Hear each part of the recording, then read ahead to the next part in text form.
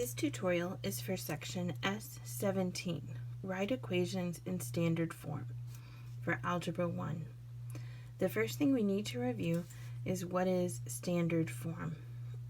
So unlike slope-intercept form, standard form has ax plus by equals c.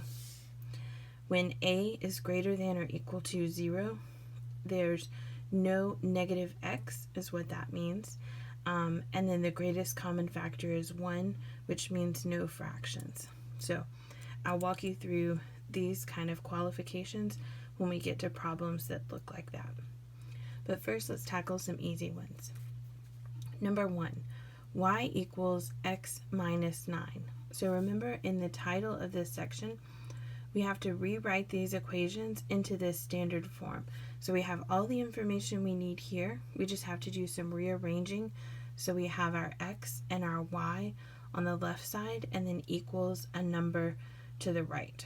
So originally in this problem we had our y on the left, but our x is on the right. So we'll need to move that over, and then that negative 9 can stay on the right side because that's just that constant, that number by itself on the right. So to move this positive x to the left side, we would need to subtract x from both sides. So I've written that in here. I would cancel this part out. And then when I rewrite this, we would then have negative x plus y equals negative 9. So now our x is first, our y is second, and then our constant, our number by itself, is on the right. So that pretty much looks good there, but you'll notice that this is a negative x. So one of our qualifications here is that that number in front of x, your a, has to be greater than or equal to 0. So that means you cannot have a negative x. So all we have to do to make this a positive x is that we flip all the signs. So this negative x becomes a positive x, the positive y becomes a negative y, and the negative 9 becomes a positive 9. So now we've taken this original equation and put it into the standard form because we have our x in front, our y second, and then our constant, our number by itself, on the end. Our x is not negative, and even though it doesn't look like we have an a and a b, it doesn't look like we have numbers in front of those, it's understood that there's a 1 there because there's 1x minus 1y, right? We just don't have to write ones in. It's kind of like invisible math is what we call it. So let's look at a couple more examples.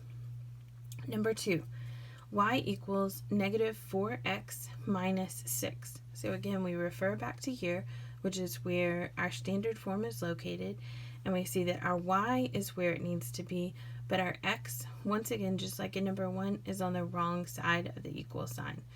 So to move the negative 4x from the right to the left, we'll need to add 4x to both sides. So once we do that, it looks like 4x plus y equals, and we just brought down that negative 6. So we check it. Our number in front of x is greater than or equal to 0. We don't have any fractions, so it looks good. So this is how we rewrote this into standard form. Number 3, y equals negative 6x plus 4. To get rid of this negative 6x on the right and move it to the left, we would add 6x to both sides, canceling it out here. That leaves us with 6x plus y equals 4. Number 4, y equals 6x plus 3. To move this over, we would subtract 6x from both sides, leaving us with negative 6x plus y equals 3. But again, just like in number 1, we can't have that negative x because it has to be greater than or equal to 0. So we just need to flip some signs. So instead of a negative 6x, we now have a positive 6x. Instead of a positive y, we have a negative y. Instead of a positive 3, our final answer has a negative 3. Alright, let's look at a few more examples here. Number 5, y equals negative 2x plus 8. So we're going to add 2x to both sides. That gives us 2x plus y equals 8. And that's already in standard form. We don't have to do any tweaking at the end of that, so that one's good. Number 6, y equals 5x minus 3.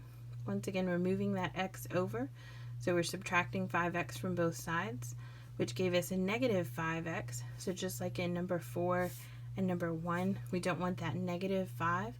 So we'll need to swap signs. So the negative 5 becomes positive, positive becomes negative, and negative becomes positive.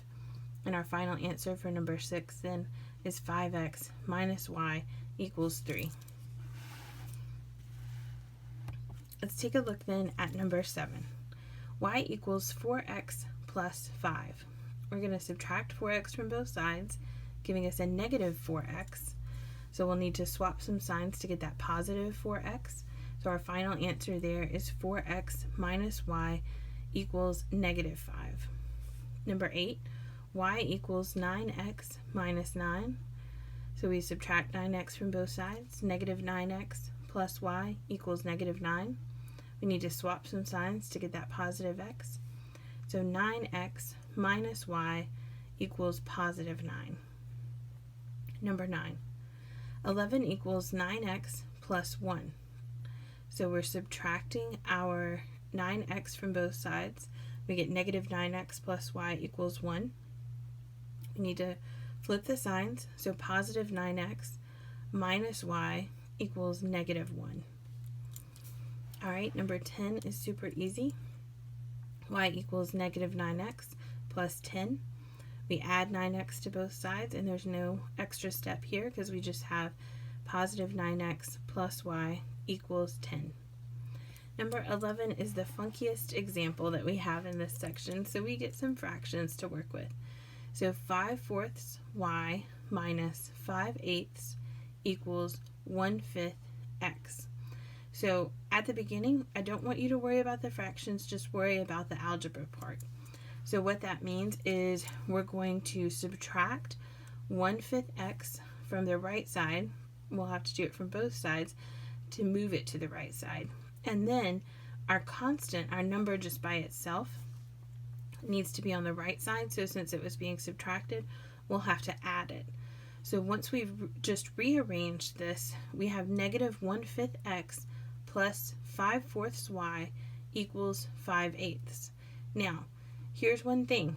This is negative, but it's also a fraction. So it says their greatest common factor has to be 1. So that means we can't have it in fraction form. So what we need to do is we need to make it positive, but we also need to make sure that they're whole numbers. So we're looking at our denominators, 5, 4, and 8, and thinking what their greatest common factor could be, and that would be 40. But if we go ahead and multiply everything by a negative 40, it's also going to take care of that negative in front of the x. So we'll multiply each of those fractions by negative 40. That would leave us with positive 8x minus 50y equals negative 25. Two more examples. Number 12, y equals negative 6x minus 8. We add 6x to both sides, and then we get our final answer, 6x plus y equals negative 8. And the last, number 13, y equals 6x minus 10.